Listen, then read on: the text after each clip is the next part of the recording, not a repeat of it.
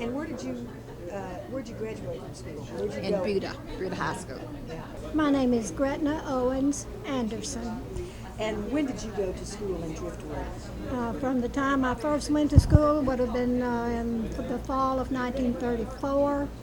They let me start a little early because I wasn't 6 until October. Could you tell us some of your early memories of the school and of Driftwood? Well, our mother died when I was very young. She died in 1934. And everybody in this community became our parents. We feel like we were, I think it was Hillary Clinton that came out and said it takes a village to raise a child. Well, this village raised 8 of us.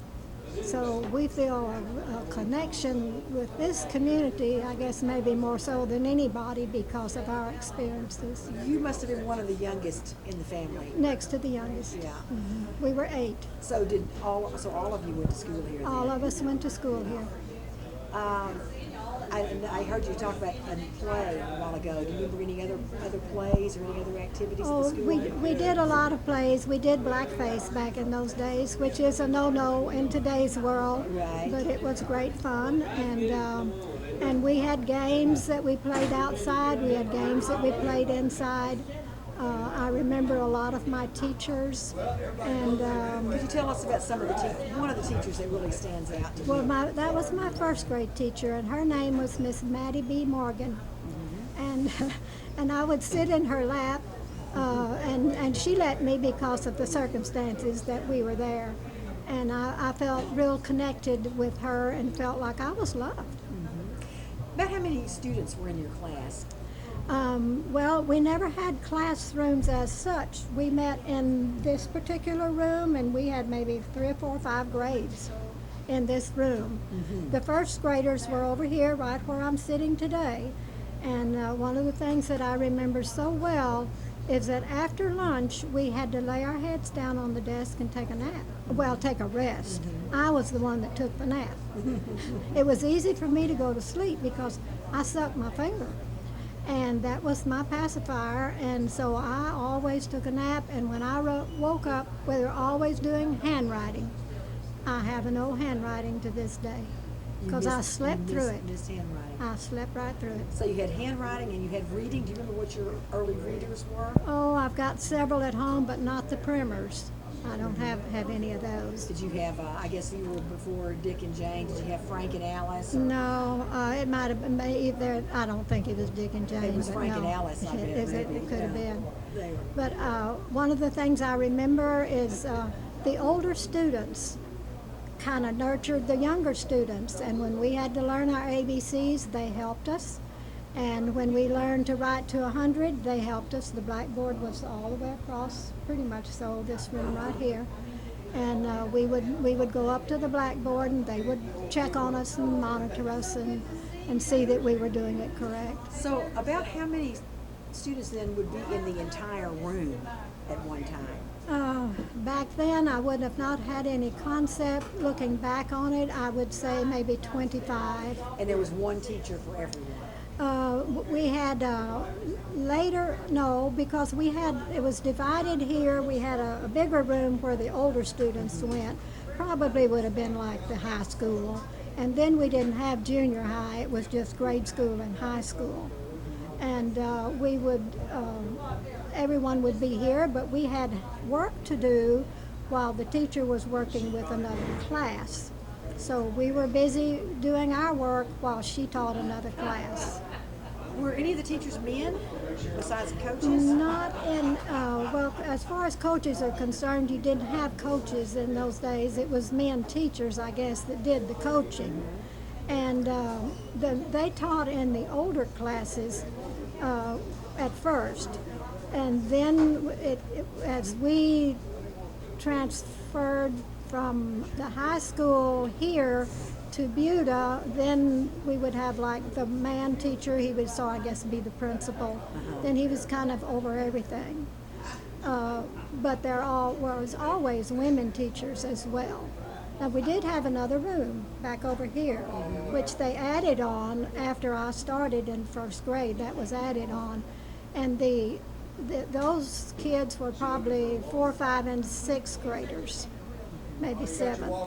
And then in this room would have been then the younger ones, and that had to be because at that time it was a growing community. Right. So there were just more children being born and working their way into the school system.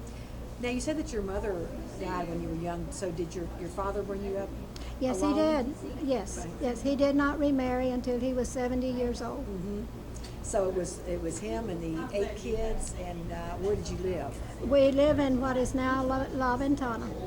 So how far was that from the school then? 2 miles, and we walked.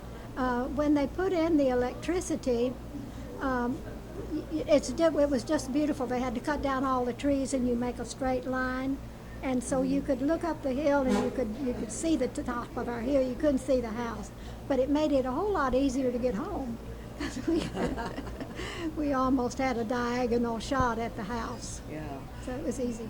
Do you remember some of your close friends from those? Oh early yes, years? the Wallace girl I mentioned to the group earlier. Her name was Patty Marie.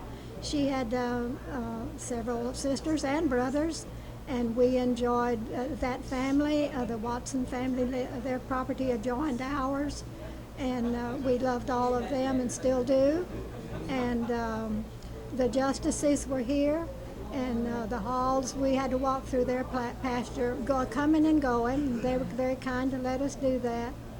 And the Dildays, they ran there. Sid drove the bus, and we gave him no end to the amount of trouble that we gave him. Yeah, was he? That's when we were all went to Buda at that time. Right. Sid Hall, Okay, Mr. Hall. When did you go to school at Driftwood? 1923, And how many? 1934. 34. And where did you live at the time? Where was your home? I lived in the same house I was born in 92 years ago. And you still live there? I still live And there. where is that? Up the road about a mile, up west of Driftwood School. And did you have any brothers and sisters? Had 7 of them. And were you in the middle or? I was the last one of the bunch. Yeah, you were the youngest, okay. Do you remember, can you tell us anything about any of the teachers at your school? Anything you remember about the school? Well, I started, like I say, I started school here and stayed here for 10 years until I finished school. So you graduated from? I graduated from Driftwood in the 10th grade. And I went to Dripping Springs the 11th grade. Graduated there. But the 11th grade then wasn't affiliated at Dripping Springs, so my mother and brothers thought I ought to go to San Marcos. So I went to San Marcos and finished the 11th grade again. So That was all the grades they had then. Yeah, that's quite a bit. Yeah. Did you play sports when you were in school? Well, played baseball and basketball here in Dripping Springs. Could you tell us anything about early Driftwood, about some of the businesses in town or some of the families? Well, there wasn't any business in town but a blacksmith shop and a store, post office. Uh-huh. And that's all the businesses there were here then. So you did everything? The families did all the shopping at the store and Well, we did the grocery shopping at the store, yeah. Now, did you live on a ranch or a farm? I live on a farm or a ranch, whatever you want to call it. And what were some of the kinds of things you did at home? Did you have a lot of chores to do? Yeah, Yeah. I had milk cows, and cut wood, cut weeds and things in the fields, pick cotton. So there was cotton. Pick cotton, that's a hard job too.